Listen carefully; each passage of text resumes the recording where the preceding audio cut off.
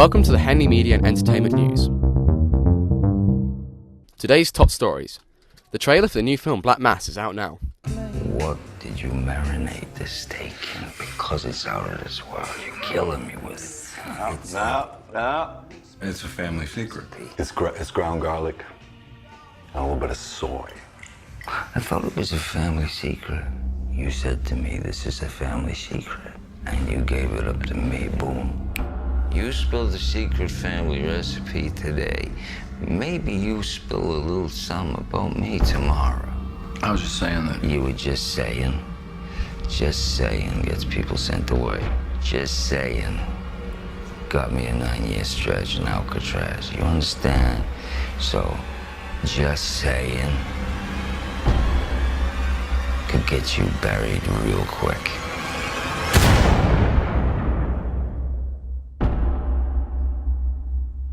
Out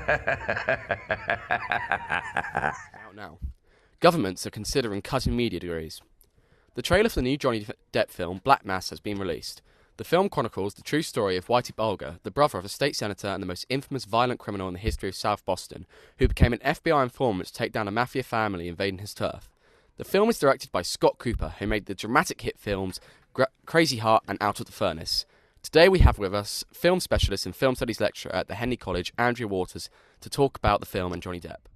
Right, so the new trailer for the upcoming gangster film Black Mass has just been released. There's a huge amount of press surrounding the film. People think it'll be Johnny Depp's big return to drama, like his stuff like Finding Neverland and Sweeney Todd, as opposed to his usual like Alice in Wonderland kind of films, his big box office giants. So I was wondering, what's your overall interest in the film after watching the trailer?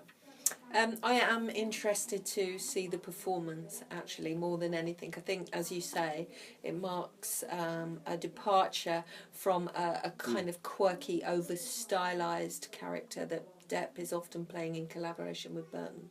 Yeah, well, on that subject, you're Johnny Depp in his ludicrous form of acting and over the top. Do you think this will be, because bear in mind, we've seen all the makeup that he's wearing just in the trailer, it looks nothing like him. Do you think this will be like his usual over the top kind of performance? No, I was pleased to note, actually, when I was watching the trailer, a more subtle form of performance. Ah, sweet. Alright, so some people could argue that his usual performance would be ludicrous and over the top. Some people would argue it's a form of art. So if you look at Alice in Wonderland, he plays the Mad Hatter. He's very out there. Some people got artistic, the same as Edward Scissorhands, and even the film Dark Shadows that he did, where he was a vampire. So, do you agree with this? Does he do it just for the box office and for the money, or does he do it as a form of art? All I can say is he reminds me of Jack Nicholson, who started off brilliant and subtle and then became an acting caricature of himself. Yeah, like the Joker. Yeah. All right, that's perfect. And then with your vast array of film knowledge, like your film studies teacher at the Henley College, so you've got to be able to understand films. Do you think it's going to have like a strong message in it, and it's going to be full of messages and values? It's going to have some social commentary really to the modern audience, because bear in mind it'll be a 2015 audience, and the film's set in the 70s, so it'll be a different audience as well.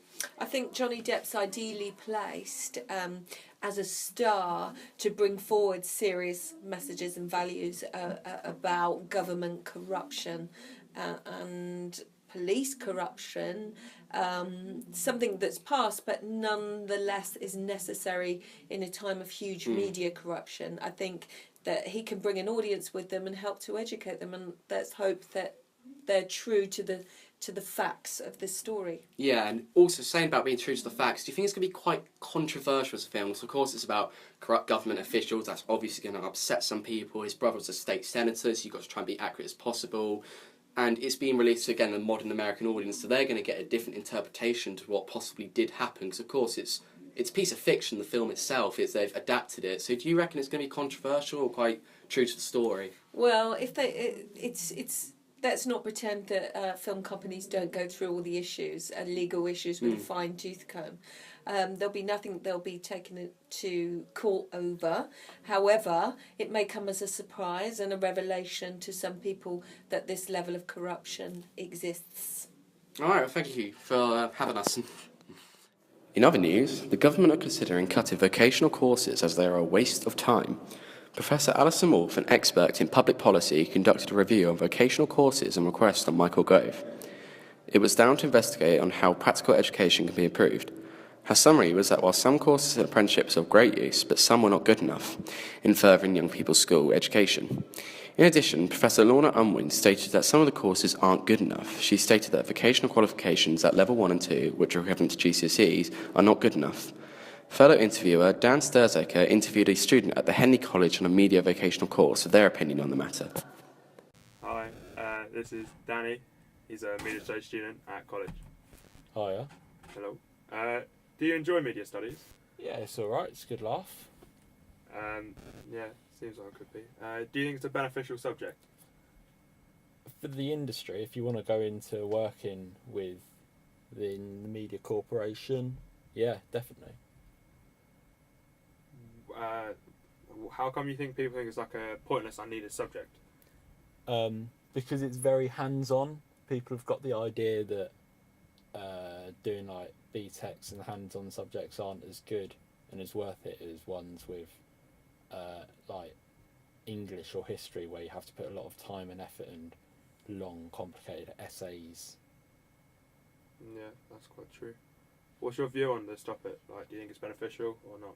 What, the media topic? Yeah. Yeah, I think it is beneficial. Like I said, if you want to go into the industry, I'd say definitely do something in the industry that you want to go into instead of doing something like English or history, because there's no benefit to having that when you want to go into media.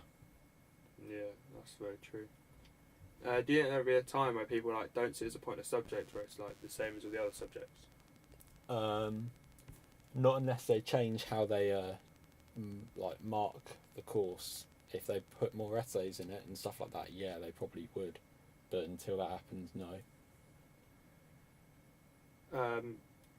With like the whole vocational courses, they're changing what they're worth at the end of the year. So like you do your time doing this BTEC, and then instead of being equivalent to like 3 A levels, you only get like 1. Do you think it's worth all the work that goes into it for that, or not really? No, I don't think it is worth it. Like, if you're putting the amount of working hours in that would get you like 3, 4 A levels, why should you then be downgraded to just 1? That would take you 4 times as long to get 4 A levels when you put the amount of work in as 4 A levels. Yeah. In like media lessons, you learn about like who beneficial people are in the industry and stuff. Do you know who Rupert Murdoch is and what he's done for the media industry? I know he controls a lot, which is very controversial, but I understand he's been like a big influence, and like he's guided the media industry and news corporations to where we have them today, but I understand that could be very biased, so depends how you look at it. Yeah. In the media industry, you learn about how the industry, in media lessons, you learn about how like the industry works and everything. How come? Why do you think that it's so beneficial for everyone to like learn about it and not just like guess? At the end of the day, you can't argue with facts. So I think if you want to go into the industry, you need to have an understanding of what's been tried in the past and succeeded, and equally what's failed. So I think that's beneficial. But if you're going into media without wanting to do that, if you're doing media because you wanted to be like a cameraman or something, I see why people think it is a bit boring, and I respect that. Why do you think the government wants to get rid of all of the like courses like media studies, film, like everything like that, like degrees, A levels, like everything? Why they want to get rid of it? Yeah. I don't know. I think that's completely unfair that they're changing how education's run, because that means that the next generation to us is going to have completely set a different qualifications to we are, but would they be highly or of a lower standard of education? I think keep it the same. Like, we've started this, we need to finish it. Yeah, that's quite a good point. Yeah, that's everything I've got. No. Alright, thanks. It's alright. Cheers. And finally, for the weather. So tomorrow we're looking at quite dark skies, quite a lot of rain, a bit of sun at early sunset, but throughout most of the day just quite heavy rain. Top temperature reaching at 13 degrees, however in the evening it'll be quite a cold night, around 8-9 degrees, 7 towards midnight. on Wednesday, and we've got some nice clear skies in the morning, bit of rain at about midday, but it'll clear up at about 4 o'clock with some sunshine, high temperature 13 degrees. Thank you for having us. We'll see you next time.